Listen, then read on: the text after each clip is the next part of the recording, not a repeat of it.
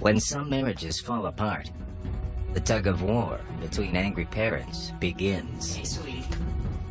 Child custody cases can be bitter, but this was more than anything I've ever heard of.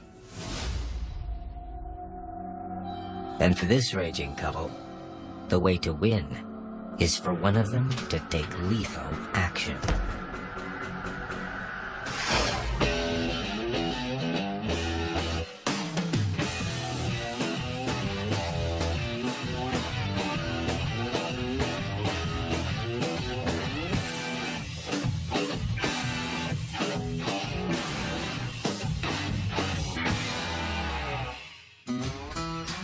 At the U.S. Naval Base in Sigonella, Italy, 22-year-old Petty Officer John Marmo has two goals in life: serving his country and having a good time. Another day living the dream in the United States Navy, huh? Yeah, real tough day today. John Marmo, from everything I've heard, was a really easygoing, nice guy. Kind of a non-stressed out type of guy. Guy took things easy, was friendly with people. A Florida native, John joined the Navy right after high school, hoping to make a career of it. Come on, Mitt. Hell no, man. Scored a real sweet assignment. Chaperone a load of newbies fresh to the base. Can't beat that. Yeah, I saw a lot of dudes come off that bus. I wonder if that one girl's gonna show up. Which one? Yeah. Short brunette, pretty cute. It might be in luck. Arizona born and bred, 20-year-old Petty Officer Rebecca Broswell has been in Italy for less than 24 hours. Go buy her a drink, huh? Might as well. Been staring at her since she got off that bus. Hey, just being friendly, okay? That's what we're here to do today. Remember to look, don't touch. But there are rules in the Navy, starting with the one that makes on-base dating strictly off limits. John Marmo. Yeah, Rebecca Roswell. So how you like it so far? Italy or the Navy? Oh. So far, it's been great. But with sparks flying, Navy regulations are the last thing on their minds. Can I get you another one? Not really. Yeah. Probably tired want to settle in. I get it. Not really. You want to get out of here? Straight up? Yep. Get out of here.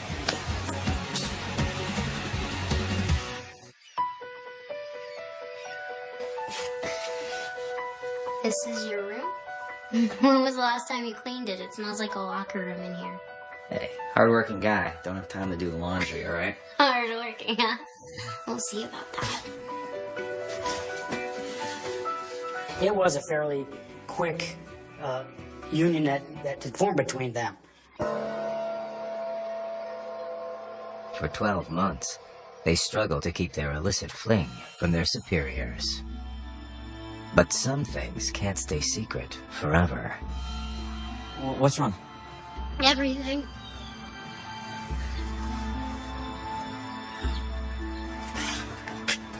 Oh my God, this is amazing. What are you gonna do? We'll get in serious trouble. Especially Rebecca. As a single pregnant woman, she could face immediate discharge from the Navy.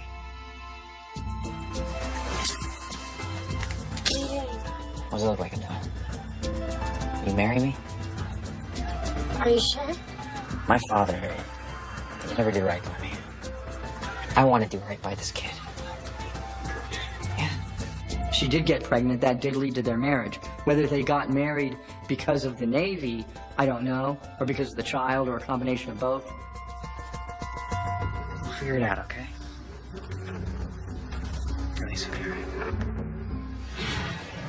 6 months after the wedding, Rebecca gives birth to a beautiful baby girl, Heather. But parenthood is one thing the Navy didn't prepare them for. John, can I get a little help in here? Touchdown!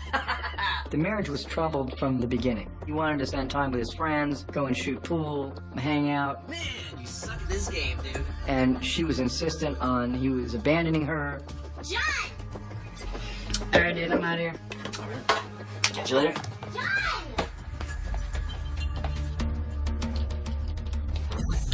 Are you gonna keep playing games with your friends all day, or are you gonna help me? You said you were gonna be a father to this kid. I'm here, aren't I? I've been taking care of Heather all day by myself. I do plenty around here. Oh, yeah. When was the last time you changed a diaper? I'm sick of having the same damn argument with you, Becca. I'm so sick of you trying to escape. I can't take care of her by myself. What'd you do with my key? You're not going anywhere. You need to change Heather. I'm going out. I'm gonna try to find the watch commander. Maybe he has some news on my new promotion. I'm not falling for that again. You're going out to a bar.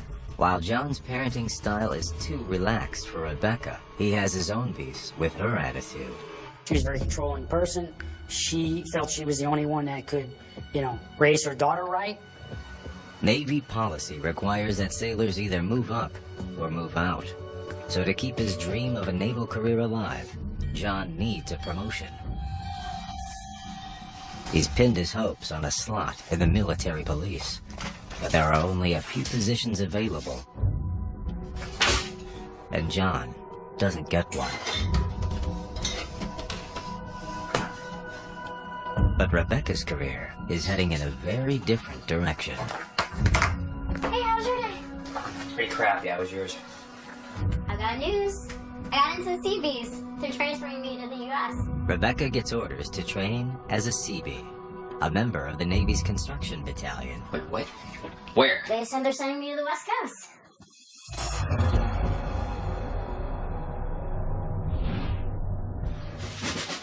So in the fall of 2003, John takes an honorable discharge and prepares to follow Rebecca to the Seabees base in Ventura, California. But with only Rebecca working and Navy housing unavailable, the new assignment means all three are stuck in a cheap motel. Hey, how was work? It was good. I'm just tired. You are the cutest construction worker in the whole world, so that's not bad for you. Between the close quarters and John's trouble finding a job, the fresh start they were hoping for quickly goes stale. Can you go change Heather? I've been stuck in this crappy motel room all day. Can't you handle it for me? I think a lot of it was John got out of the Navy, so he was more of the house mom, and she would get upset if he was just laying around. Okay, you just keep doing what you do, John. I'll take care of Heather. I have to do everything. Everything. What do you think I do around here, Becca? I'm the one who changes Heather. I feed her. I play with her when you're gone at work. You could get a job. No, I can't get a job. It's impossible to find work in this town, and you won't let me look anywhere else. Within months of returning to the U.S., the couple reaches the end of the road. John realized pretty quickly that he made a mistake. He wanted out of the marriage. You can't do anything on your own. John and Rebecca have never let the rules hold them back. And when their passion turns to anger, anything can happen. Can you go change Heather? 24-year-old former Navy officer John Marmo has had it with his 2-year marriage to 22-year-old Rebecca Broswell. It's like I have 2 children. You're just a bigger baby. Oh, shut up with that. But while he's stuck in a cheap motel, caring for their daughter, Rebecca finds a supportive ear at the smoke pit on the base. Hey, Russell, what's a good word? What's your problem, Russell? I'll let Debbie do this time. It's never ending. Every day I get home and we just get in another fight. Her new confidant is fellow Seabee, 20-year-old Shannon Butler, who is recently transferred from a naval base in Japan. It's getting worse. What do you mean? It's horrible. I don't even know if I want to talk about it. Hey, what happened? I just can't take the fighting anymore. It's starting to become more than just shouting. He's acting crazy. Shannon Butler was a real close friend of Rebecca Broswell. They were in the same unit together at the Navy base. They were very tight. She needed a lifeline, so to speak, someone who would listen to what she had to say. Beautiful. Get your legs squared away. What do you need him for? I can't work and take care of Heather by myself. But the strain on the young family eases when Rebecca finally qualifies for Navy housing. Hey, how you doing? Need some help? I think I got it. It's a chance to meet other young Navy couples, like their next-door neighbor, whose husband works on base. Hey, I'm Nicole. You must be the new neighbor. I'm John. It's nice to meet you. You work on base? No, I'm ex-Navy, but my wife, she's a Seabee. When Rebecca comes home from work, their long-awaited move into a new home John? becomes just another reason to fight. How much is that because? John, is that you? Who are you talking to? Oh, hey, Rebecca, this is our neighbor, Nicole. Are you drinking already? Yeah. Where's Heather? She's fine, she's inside. Can I talk to you? Yeah. I'll be right back, right? Why don't you grab a beer? Come on over, join us. I get home, our infant daughter's in the house alone, and you're with this woman? Whoa, I'm not with her. She's just being friendly, okay? Oh, and I know how friendly you can be. Don't start that routine with me, okay? She's fine. She's our neighbor. I was just having a good time. Is that illegal now, too? They had some marital issues, fighting, jealousy over a girl that befriended him, that type of thing. So she was an upset wife. Insecure about the marriage that's been fragile from the start, Rebecca cries on her best buddy's shoulder. What happened? What did he do this time? He told me I'm nuts, that nothing's going on. But I see the way he looks at women. I'm not crazy. This thing with the neighbor is the last straw. I can't be married to this man anymore. You don't need him. He doesn't even have a job. He doesn't know how to care for you or Heather. But infidelity isn't the only thing Rebecca's accusing John of. He went too far last night. He hit me. Isn't that just hitting you? Rebecca alleged that John was an abuser. He hurt her. He hit her all the time, and she had bruises all over her, and she hid them. Things got a little crazy. I don't know who started it, but So your heart does go out for her when someone tells you things like that. After 3 troubled years together, Rebecca finally files for divorce. She gets a restraining order against John that requires he not step foot on Rebecca's property. I want you out of here! I have a right to get my stuff. You see this restraining order? It means you better get the hell off my property! This was not a normal divorce case or custody case. It was intense right from the beginning. I can't believe you got a restraining order. You know I didn't lay a hand on you, you lunatic. Wanting to stay close to his daughter, John accepts Nicole's offer of a place to stay while he finds work and a home of his own. While obeying the court order of not being on Rebecca's property, he's literally within shouting distance. I thought, well, how in the world is that gonna work?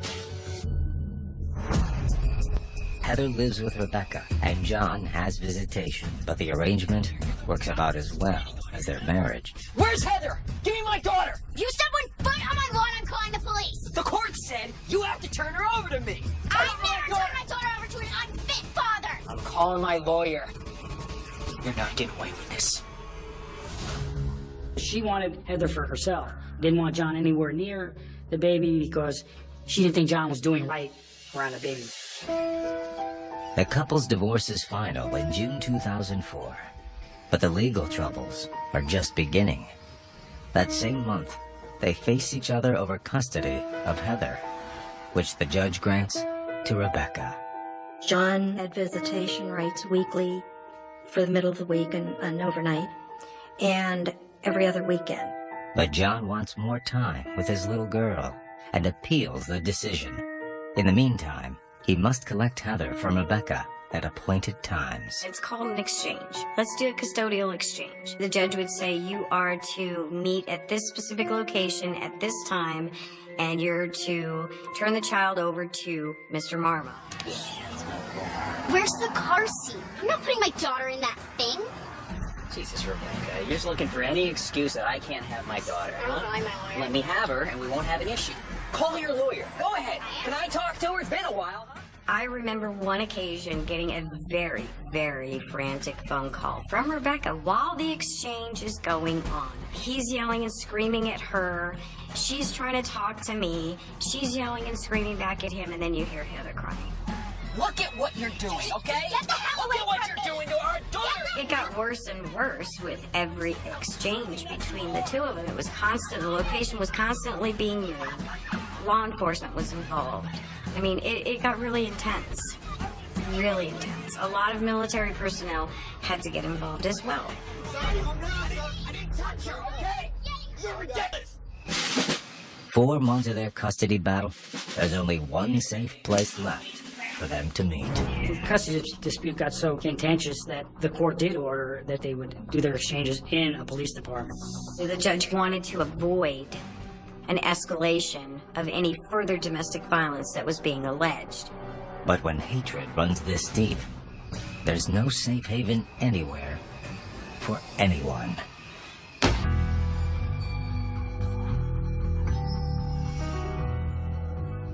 Six months into a bitter divorce and custody fight, 23-year-old Rebecca Broswell is winning the battle for custody of Heather. Hey, But regretting the cost. maybe we should talk about this like adults. Like that. Rebecca had said that they were trying a temporary reconciliation. Come inside. Heather's sleeping. I don't want to leave her alone. It's okay, come over. It's okay with me if it's okay with you.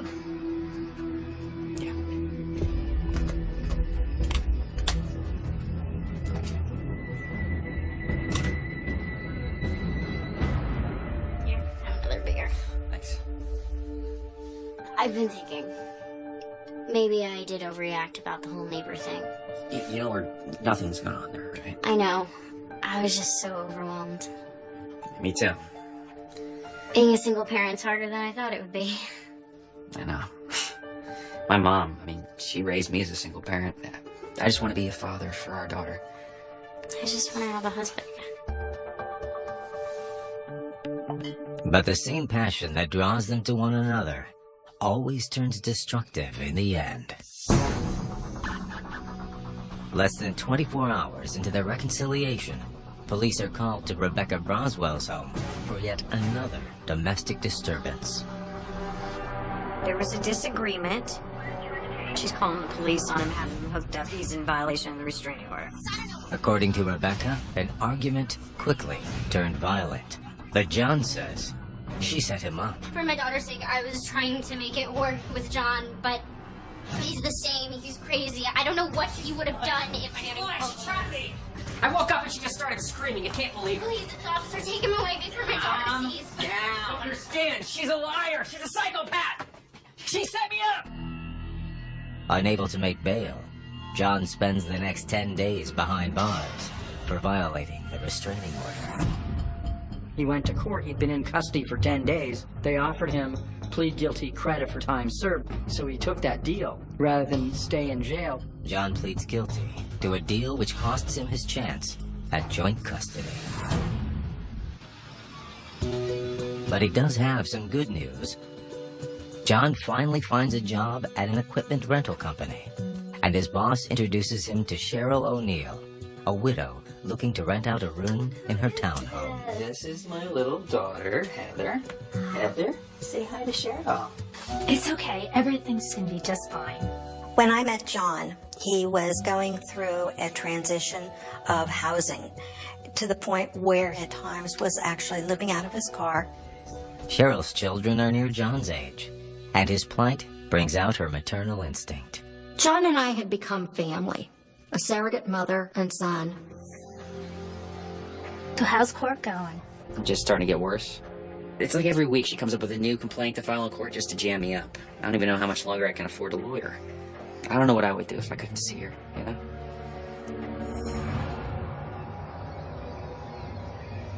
In the weeks that follow, John settles into Cheryl's home, while Rebecca leans harder on fellow CB, Shannon Butler, by asking her to move in. Thanks so much for making me coffee. I'm exhausted. You're welcome. It was very apparent that the two of them were close. Like, more than just friends. You would think that because they gave the impression. They acted like a couple. I think we're low off food. Do you want me to go to the grocery store? Rebecca told me that Shannon was someone who was keeping her safe and out of harm's way. And when I said, well, out of harm's way, how? Well, against John, so he doesn't hurt me anymore.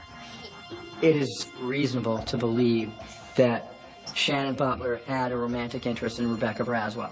And Rebecca Braswell told her that once we're out of the Navy, we can have an open relationship. I'm so glad you're here. So glad to be here. But even living miles apart, the fighting continues. And now, according to Shannon, it includes her. Oh, what's up, Butler? I got jumped. What? Last night, I walked in my car, a couple of bikers came up, jumped me. Think they're Hells Angels or something. Rebecca isn't Shannon's only friend in the Navy. She also confides in Seth Hardy and Matthew Turner, two 19-year-old Seabees. Seth Hardy is one of the many people that meet down at the smoke pit. He's kind of a boy from, like, I got the impression, like a country guy. Kind of strapping young man, talkative, nice guy. Turner was a guy who didn't have a lot of life experience. He joined the Navy, kind of naive. He wanted to be a hero to somebody. Hells Angels loved you? No, they said Braswell's ex sent them. Shannon says that the beating is John's warning to Rebecca, and a way to hurt his ex by hurting someone she cares about. You told me to stay away from Rebecca Braswell? Well, did you get a good look at these guys? Yeah, tell us where they are. We'll go mess them up. I got a note. Check it out. They're gonna kill me and Braswell. Marmo, the ex. A frantic Rebecca tells Rose that John is out of control. At this point, this case had gotten so heated. Rebecca was calling me, telling me I got beat up. Shannon got beat up. My car got broken into. I thought, wow, this is crazy. Crazy. You guys gotta help me. Gonna talk about it, but not here.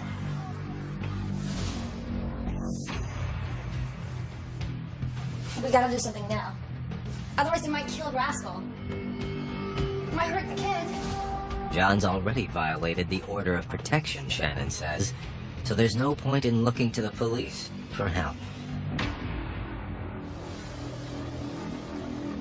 But the first person to go to the police claiming to be a victim is John. I need to speak to somebody right away. My ex-wife is trying to kill me. Hold on, sir. What happened exactly? I was driving my car, and I smelled something weird like gas. I look under my vehicle, and I see a propane tank strapped to the bottom. Thinking he had car trouble, John and his mechanic found the device. But John told police it hadn't been installed properly and would never have ignited. Why do you think your ex did? We're in the middle of a custody battle over my little girl. This far-fetched story is greeted with skepticism. Okay. Well, fill out this form. What did you say your name was? I just told you that someone's trying to kill me, and you want me to fill out a form? Are you serious? Thanks to John and Rebecca's long, ugly custody fight, the Ventura police already have a fat folder on him. Rebecca said they were being beaten up, followed, stalked, harassed by Mr. Marmo. But John insists he's the target of Rebecca's lies and abuse. It was fearful. The dangers to John were escalating in severity. With allegations piling up on both sides, it's impossible for police to know which one of them is really in danger. The reality is if someone is really determined to kill you, in a lot of cases they're probably going to be able to do it. But in this case, someone is very, very determined. 27-year-old John Marmo and 25-year-old Rebecca Braswell have turned the custody fight for 3-year-old Heather into an all-out war. My ex-wife is trying to kill me. And in every war, there are casualties. Please, officer, take him away before my daughter sees. At 6 a.m. on December 1st, John and his landlord Cheryl O'Neill start their day. Normally, he and I would go out at the very same time. And I'd go walking, I'd meet friends, and we'd go walking. But he never makes it out of the driveway. I recognized the very first shot as, no question, was a gunshot.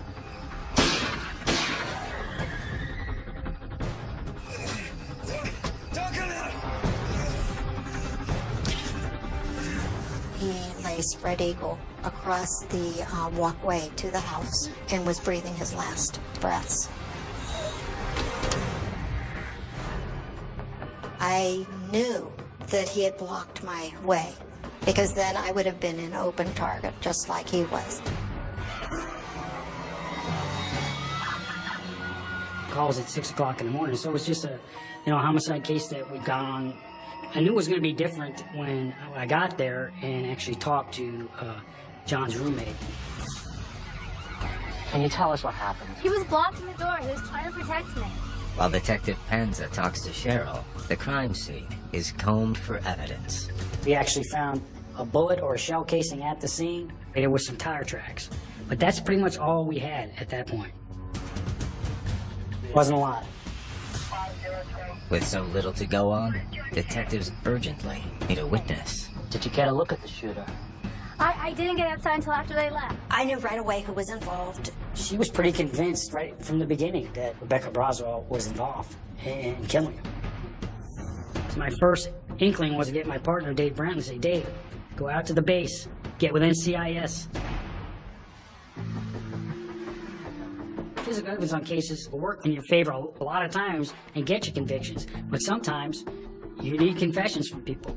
With the cooperation of the Naval Criminal Investigation Unit, Detective Panza begins calling in members of Rebecca's CB battalion and brings in his best interrogator, Joe Evans. Thanks for getting here so quickly.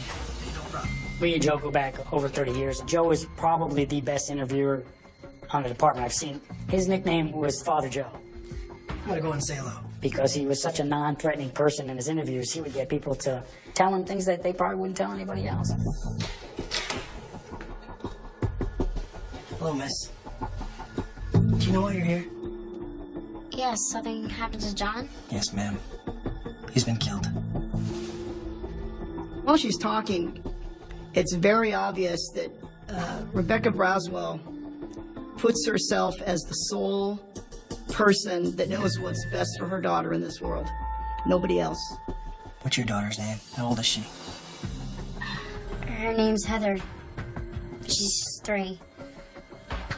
When can I leave? I need to get back to her. Oh, yeah, I know. Just need to ask you a few things and we'll get you home. Thank you. Where were you this morning? I was home alone with my daughter. The seasoned detective knows it's all about building rapport with a suspect, which he spends an hour trying to do. She went through some of these scenarios where she'd been beaten up and people had followed her. She was just kind of letting me know that her husband was a bad guy. I told her several times, you seem like a strong woman, and that's what your daughter needs in life. She needs a strong woman. But for all his efforts, he doesn't get much from the young mother. We'll get you out of here as soon as we can, okay? And investigators have even less luck with Shannon. Am I getting arrested? I want to talk to my lawyer. Her personality was not one that was engaging or charismatic. She's a pretty straightforward person. Wouldn't elaborate on any of her answers. But Rebecca and Shannon aren't the only ones detectives want to talk to. They've rounded up most of their fellow CBs. I wanted to lock them down to a story in the beginning. You'd lock them into a story right off the bat.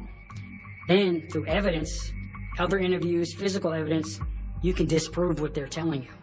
One of the sailors on their list is Ivan Condit, a CB in his early 20s. The other young men that we talked to were very upfront. Like, they couldn't wait to tell us what they knew. Ivan was very guarded about what he talked about.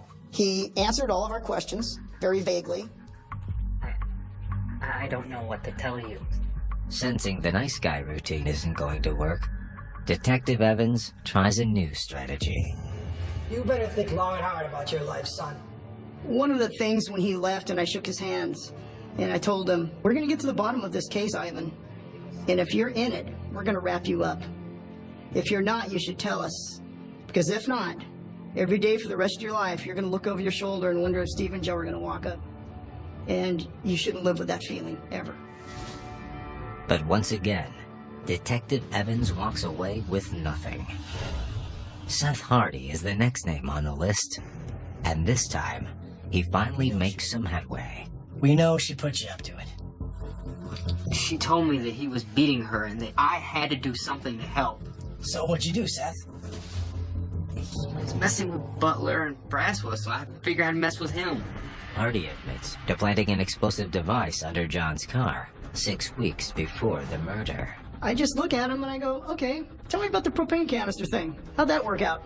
So he tells me he goes over to where Marmal's car is parked, and he gets out and sneaks around these yards and ends up under his car, and he bungee cords a propane canister up near the catalytic converter of the car. Seth admits the explosive device was meant to kill John, but that's as far as the confession goes. You expect us to believe you didn't kill Marmo?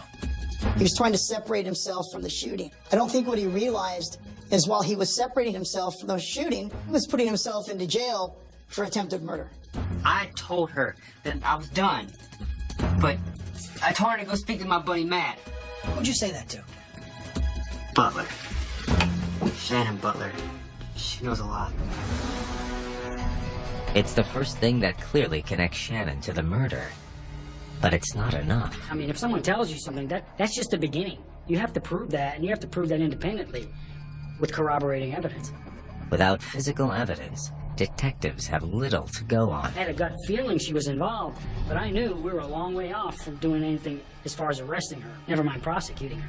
Then, 24 hours later, Ivan Condit, who had been so guarded in his interview, walks into the police station with an apparent change of heart. I thought about what you said. Listen, I don't have nothing to do with the murder. But I think they used Rebecca's gun. Where's the gun now? Well, I think Rebecca still has it. Alright, this is what we're gonna do. It's a long shot, but on the chance this gun is the murder weapon, police set a trap. They call them cool calls or cold calls, where they call up somebody and it's recorded. And the person doesn't know that they're being recorded, but the person who makes the call is cooperating. Hey, Braswell. What the hell do you want? Hey, listen, I think I can take care of that problem for you and Butler. I don't know what you're talking about. Why are you calling me? We have to get rid of the gun.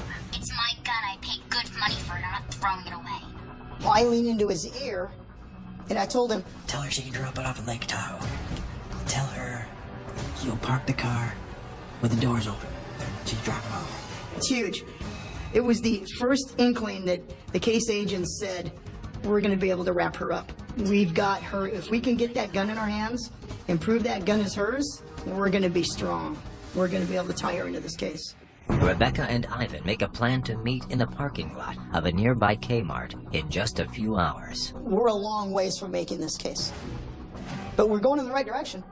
Ball's rolling. Now, it's a waiting game. If Rebecca shows up with the gun, they could finally have John's killer in custody. 5 days after the murder, Detective Joe Evans is running a sting operation, hoping to catch John Marmo's ex-wife, Rebecca Braswell, carrying the gun that killed him. We have two very, very good surveillance teams in my department. These guys are just incredible. And they followed into the lot, so I was able to get the heads up. Here she comes, Joe.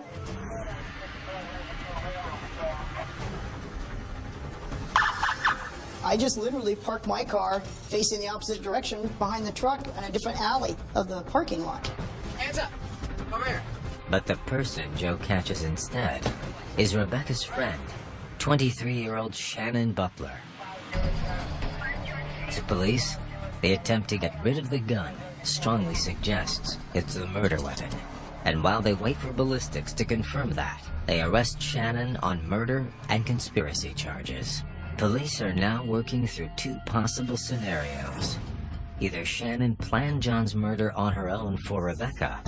We gotta do something about this now. Shannon would willingly do things for Rebecca, pay her rent, help watch the baby, film child custody exchanges between her and John, follow John. Or she planned it with Rebecca. He doesn't know how to care for you or Heather. But if Rebecca is behind the murder, she's done a great job of covering her tracks.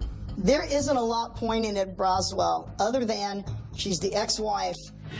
That and the phone recording. It's my gun. I paid good money for it. I'm not throwing it away. It's the only leverage Evans has.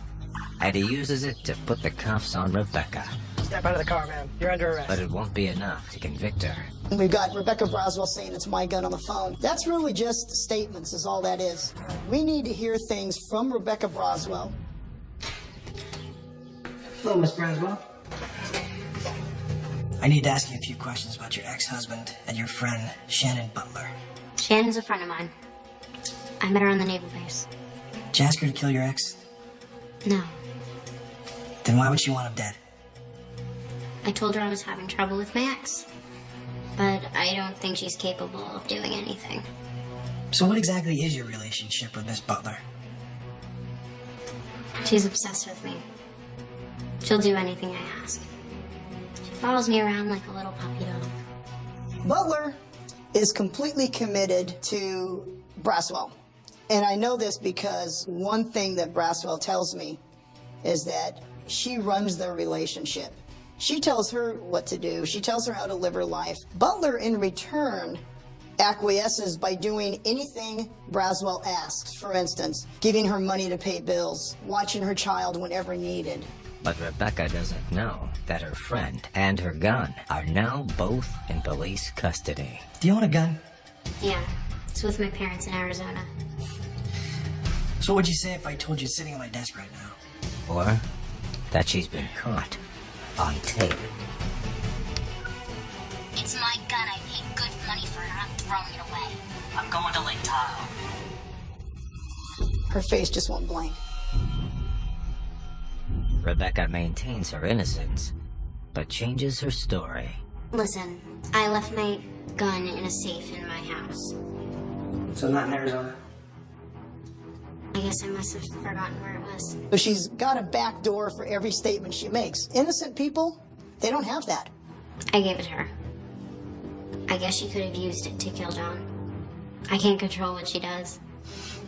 Thought you just said she would do anything you said. In her interview with me, she's distancing herself from Shannon and Shannon's actions. And she's doing that throughout the entire interview. There's a lot of circumstantial evidence because she doesn't have her hand directly on anything. But in the next room over, Rebecca's lapdog isn't faring so well. Caught with the likely murder weapon, Shannon breaks down and spills a long story of conspiracy and revenge. She confesses that the stories about being attacked by John's thugs were fabricated. Braswell convinced Butler to allow her to beat her up so she would have these injuries, and then they could claim that this is what happened, that John Marmo got the Hells Angels or John Marmo got the Colonia gang to beat up Shannon Butler. She tells police that on the day of John's murder, she and Matt Turner drove to John's home. She finally says, when Marmo walked out, Matt just shot him. Killed him. And we drove away. So that's her story to Steve. Yeah, the only evidence we had of Matthew Turner's involvement at that point was Shannon Butler's statement. We needed him to confess. Hello, Matt. Do you have any idea why you're here? Turner is the one member of the alleged plot who's never been questioned. He shipped out the day after John's murder and is now on a base in Okinawa, Japan. So Evans follows him there. I can smell alcohol on him. And it's not like I've been drunk 2 days ago, stale alcohol. It's like I've been drinking. So he's got something going on. Do you know a Shannon Butler? Yeah. Do you know a Rebecca Braswell? Yeah, but I only met her once. Butler kept going on about how horrible of a guy her ex-husband was. Matthew Turner shares a familiar sob story that John Marmo's been beating up Shannon and Rebecca. I said, if you don't tell me the truth, you're probably going to be sick and regret you ever got involved with me. What did you do? I did it. I shot him. Turner says he did it to protect his fellow Seabees, who he believed were in danger. How many times did you shoot him? I don't know. Maybe 4, 5 times. Matt Turner lays out exactly what happened to John. He says he came out, he walked over to his car. He says I shot 5 or 6 shots.